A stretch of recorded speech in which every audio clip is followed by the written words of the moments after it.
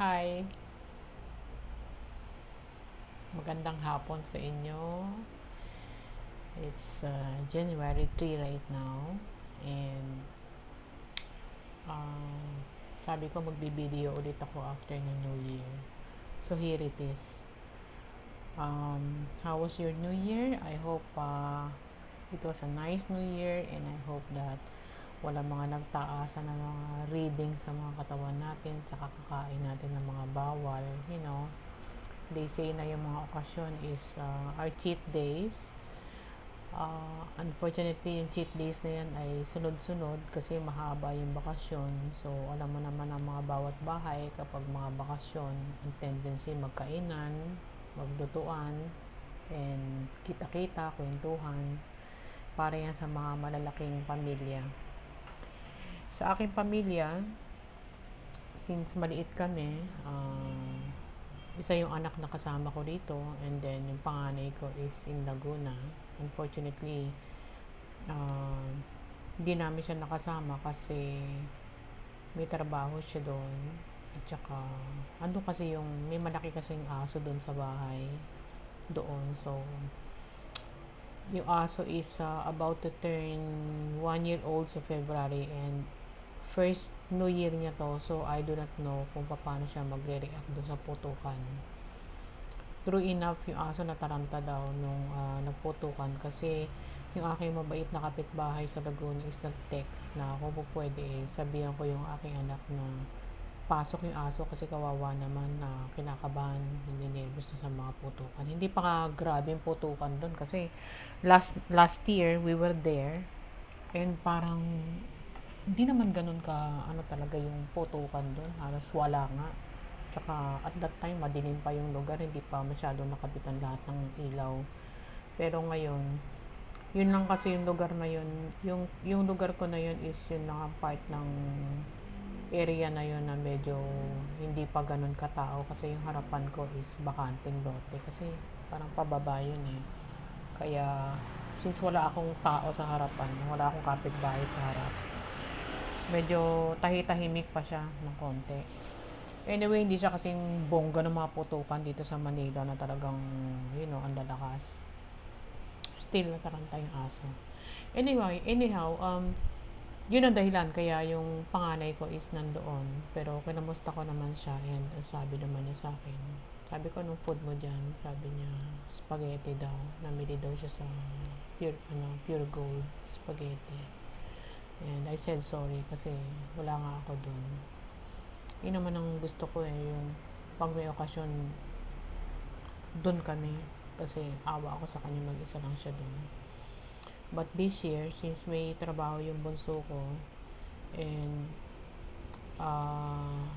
baka mahirapan siyang umuwi this oras na ng gabi, we decided na sumama naman sa kanya para after nung fireworks. Meron siya mauuwian na malapit na nandun kami.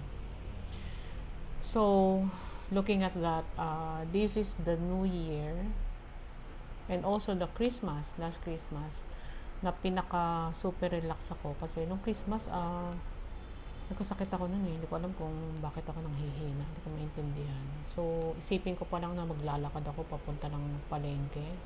Kapagod na ako. Parang kung feeling ako na parang magpe-faint ako or mahihilo ako, ganun. Kaya hindi ko na pinilit.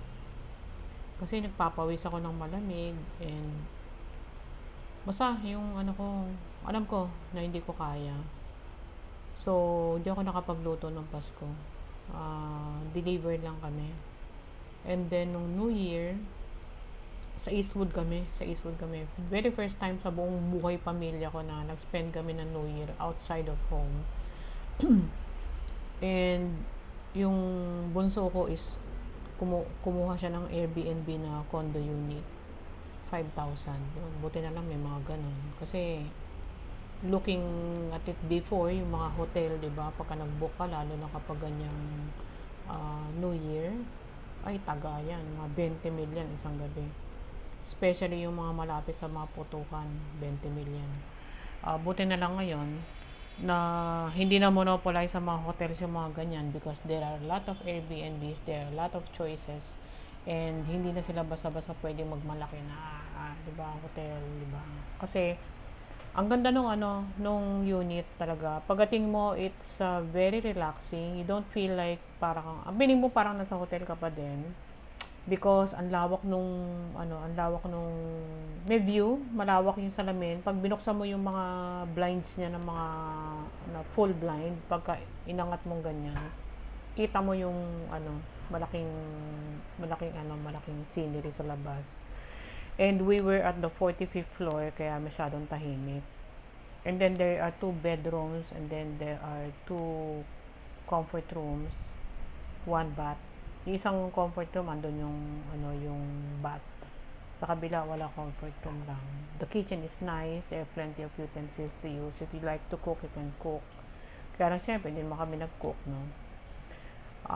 However, at that time, tapos na yung pagkakasakit ko, yung si husband naman na may sakit, talagang nilalagnat, tsaka inuubo. So,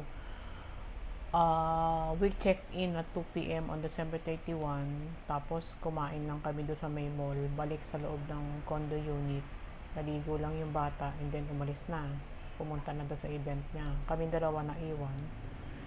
So, yung asawa ko natulog doon sa kwarto. Okay naman kasi buhay mayaman, char. Kasi yung aircon, yung aircon 24/7, di ba? Nakabukas siya. May aircon na malaki sa sala, may aircon doon sa split type aircons. So, meron doon sa kwarto, may sa sala. So, I tried to sleep pero I can't. So, lumabas na ako doon sa sala, iniwan ko na siya sa kwarto. Sinara ko yung pinto and then I want to watch a movie pero parang sayang yung oras kung manonood lang ako ng TV, di ba? Parang ginawa ko na nagpatugtog na lang ako. Nagpatugtog na lang ako ng jazz. Not Christmas songs but old jazz. Tapos nagkape ako and then I looked outside, muni-muni, mga ganon, mga muni-muni ng mga matatanda. So there. And then after that, sabi ko, very nice pa rin ganitong experience kasi before kasi pinaluluwas ko yung anak ko dito or kami pupunta doon, whichever, na ay bang mo yun, yung palengke, di ba, plan ka ng bibilhin mo, papalengke mo, hiwa mo, luto mo, Diyos ko, lahat ikaw, di ba? Ayaw mo naman may gustong tumulong, but naguguluhan ako ng may ibang gumagalaw kasi iisahin ka lang so, I can work out alone. Ang problema lang, relax naman ang pagluluto kasi I do all the ingredients one at a time. Kung sino iluluto ko, yun lang ang gagawin ko. Yun lang muna, hindi ko inaano yung sarili ko. Kaya lang, what time na ako matatapos, diba? So, it happens na around mga 11 p.m., dun pa lang ako naliligo, Tapos, eksaktong putukan, doon ka pa lang nakakaano. Although hindi ka na rin gutom kasi natikman mo na lahat ng niluluto mo. That's the way we ended the year before. Pero ngayon, sabi ko, ganda pala ng ganito, yung anong oras na, 6:00 ng hapon, di ba? Nakatanaw ka sa labas, nagkakape ka, and it's New Year's Eve. And all you have to do is just go out later para kumain ka ng dinner. And best of all, lahat ng mga gastusin na yon, inako na ng bata, siya na bahala. So, hindi gumalaw yung mga pitaka namin, siya na lahat bilang papaskot pa bagong taon niya sa amin. So, it was very nice kasi relax talaga. Ganda, relax. Kaya lang paglabas mo sa mall, lumabas kami, hinayaan ko matulog talaga yung isa Nagising siya siguro about 8, bumaba kami, 9 o'clock. Ang gulo-gulo sa baba, Sarado na yung mga restaurant na mga puro pangmatanda, ang mga naiwan yung mga puro inuman, puro mga pagkain ng kabataan na, alam mo na yun, mga puro prito-prito, ganun. Luckily, we were able to find a resto na merong pinakbet, may konting dyan, fish, so doon kami kumain. And then nagphoto kami. Mabilis ang iputukan. Hindi kating tagal ng mga siguro kung sa Ayala yan o sa mga bandang siguro SM area. Dito mabilis lang yung putukan. Mas nabingi ako sa, alam mo yun, yung countdown ng 10, 9, 8, kasi Diyos ko, yung MC, tas yung lahat ng tao na punong-puno, kasi umiipon lahat ng tao dun sa kung saan magpapa-fireworks, eh. Umiipon silang lahat doon. Eh kami nandun sa may resto. Pati yung resto na kinakainan namin, since nasa alfresco siya, napuno ng tao yun. So, tumayo na ako, ganyan, katayo na. Bingi ako doon sa, ano, nung tao na, ano, mas doon ako nabingi. Sa sigawan ng mga tao kaysa doon sa paputok. And then, that's it. Exactly 1 p.m. balik na kami sa unit. And then, shower. Then, tulog na. Habang yung bata, may tinatapos pa doon sa kanyang isasubmit na, ano, tulog na ako ng pagganyan. Kasi, too late na yun para sa akin because 10 o'clock na hikab na ako ng hikab eh. Although 10 o'clock, mabigat na yung mata ko, pero nakakatulog ako usually nearly 12. Na, papahinga na ako dito sa bahay kapag ganun ako usually. Unless na talagang super pagod ako. Basta 10 o'clock nakahiga na ako niyan. So there. That was my New Year. And then, January 1, nagmadali kami umuwi. Check out kami ng wala pang 2 p.m. Supposedly, 2 p.m. check-in, 2 p.m. check-out kasi mabait yung may-ari. It doesn't happen in hotels. So, sa hotel, 3 p.m. ang check-in. Tapos, exactly 12 the next day ang check-out, diba? Kulang na kulang yung oras. Tapos, ito na yung tatawagan ka na ng reception sa baba na papaalala sa yung check-out. Dito, relax lang. Bait naman yung may-ari ng unit. And then, pagdating ng bahay, ay, ayun, akala ko nakaligtas ako sa pagluluto. Pero meron kami bisita, yung kapatid ng husband ko. And matagal na naman pinag-usapan yun. So, actually, bago kami umalis noong December 31, nagluto na ako ng ilan. Nagluto lang ako ng laing, at saka adobong manok. Usual lang na ulam. And then, magsasabaw sana ako, kaya lang masikip na yung rep eh. Puro bote-bote yung rep eh. So, hinanda ko lang yung yung pang Shanghai. Hinalo ko lang para pagdating dito, ibabalot na lang. Yun ang ginawa ko pagdating ko. Shanghai and then pansit, bihon. So, I had 4 na pagkain. Tapos yun lang. Tapos nag-red wine lang sila. Ako, tumikim lang siguro 3 tablespoon of red wine. Tapos tinambakan ko lang ng yelo. Yun.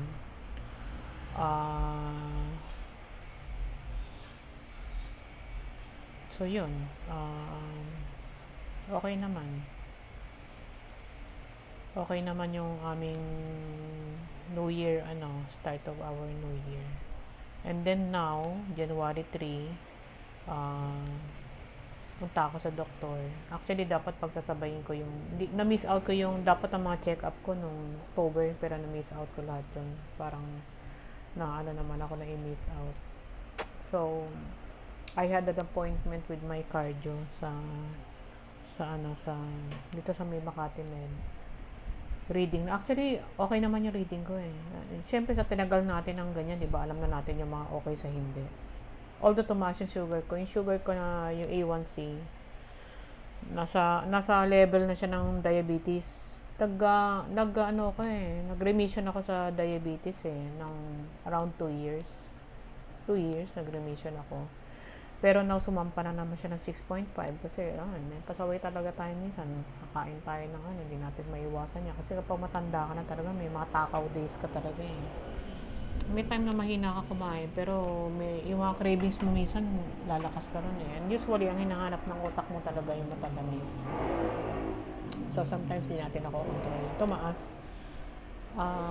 Sabi ng ng cardio ko is, hindi na muna kita bibigyan ng gamot sa sa diabetes mo. We will wait around, let's see, siguro 3 months kung bababa o hindi. Kasi ganda naman yung FBS mo 102 eh.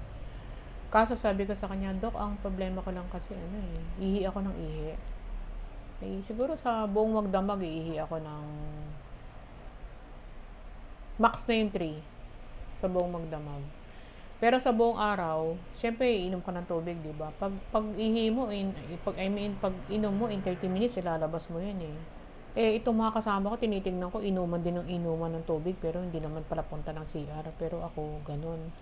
Siguro that's one of the reason kung bakit ako payat kasi hindi ako naiipunan ng tubig sa katawan, iihi ko kagad. Sabi niya baka naman may ibang problema yan, hindi naman actually sa diabetes kasi mababa naman yung ano mo pa hindi pa nasa delicate na ano para maggamot ka. Pero okay, sige. Let's see, bibigyan na rin kita, sabi niya. So binigyan niya ako. Once a day na metformin. Tapos yun lang ang nadagdag sa gamot ko. Once a day na metformin. And then all the rest the same. So that's it. Actually, ang habol ko lang naman pagpunta sa kanya is yung ano ko, yung mga gamot ko na pangkalma, pampatulog. Siya lang ang nakakapagbigay sa akin yun kasi meron siya special permit. Hindi ko siya makukuha sa ibang doctors. And since meron tayong anxiety, yung mga pangkalma na yan, kailangan ko yan kasi yung anxiety ko bigla na dumarating yan. Hindi ko alam kung kailan. Hindi ko alam kung kailan bigla na siyang darating. So, I need that. Tapos ganoon din yung pagtulog. Minsan na pagka alas 12 pasado na, hindi pa tayo makatulog. Iinom na ako because wala eh. Mas kailangan ko matulog kaysa isipin ko yung epekto sa akin ng mga gamot na yan in the long run. Mas kailangan ko matulog kasi we are once a cancer patient. Right now, Indonesian tayo. Kailangan natin matulog para makapag-repair yung body natin. So that's it. Kaya yun ang reason kaya ako nagpaano sa kanya, nagpunta sa kanya. And then yung oncologist ko, sana sinabay ko na, kaya lang wala, nakabakasyon pa. Darating pa raw sa January 13 pa raw dadating. So nag-schedule na ako ng ibang araw para doon. And then pauwi, naglakad na lang ako. Sabi ko, pilitin ko maglakad kasi papunta nag-grab ako. Pauwi, naglakad ako. Pinilit ko makapag PNR train. Nakaya ko naman. Antay tayo ng 1 hour doon, tapos dumating si train. So, pagbaba, lakad ulit from Espanya Station, lakad ulit pa uwi ng bahay. And then that's it, nasa bahay na tayo. Pahinga lang ng konti. Nag-lunch ako ng leftover na pansit. And then, what else? Yung mamon na matamis, masama na naman. Pero, yun lang ang meron sa ref eh. And then, maliit na kape. Konting kape lang. Siguro, 60 ml na kape. Ganun lang ininom ko. And then water. Naantok ako pero hindi na pwede matulog eh. It's already 3 o'clock. Oras na ng pagluluto ko. Yung pinapalamig ko lang yung luluto ko. Tinataw lang natin yung luluto ko. And then mamaya, umpisa na. Hindi pa ako nakakapaglinis. Kasi dito kailangan linisin mo yung kwarto. Kasi pag alis ang anak ko sa umaga, sabog lahat yan. So, maliit lang naman yung bahay, madali lang, kaya lang, you can get away from it. Hindi ko alam, addict yata ako sa paglilinis eh. Ayoko nung kwarto na magulo, may mga nakagano ng mga damit, kailangan itiklop-tiklop natin yan. Tiklop natin. Pati yung mga sinampay ko hapon, hindi ko pa nakukuha. So, talagang para sa isang katulad natin na matanda na kailangan talaga natin maliit lang na bahay para to be able to clean quickly. Kasi kung palalinis ka ng bahay, isang laki-laki ng bahay mo, isang laki-laki ng gamit mo, lahat naman hindi mo naman kailangan. Mahirap. So, that's it. Pangit ang kwento ko, no? Kaya lang, yun lang eh. Ganun lang naman ang mga happenings ng mga katulad natin na hindi naman tayo businesswoman. Wala naman tayo masyadong maraming kaibigan. So, kung ano lang yung mga simpleng ginawa natin sa araw, yung mga nangyari sa atin sa araw, yun yung mga makukwento natin. That's it. Ano pa ba? Yun na iwan ba akong kwento na ano? Kasi nung nandun ako sa dahil kong gusto ikwento, kaya lang wala ako sa mood magsalita. Nung andun ako sa may unit, wala akong ngayon naman, hindi pa sana ako magkukwento, kaya lang naka-makeup tayo eh. Sayang naman yung makeup natin, di ba? Kaya, habang cute pa ako ng konti, yan, mag-video na ako. So, till next video guys, ingat kayo palagi. Bye!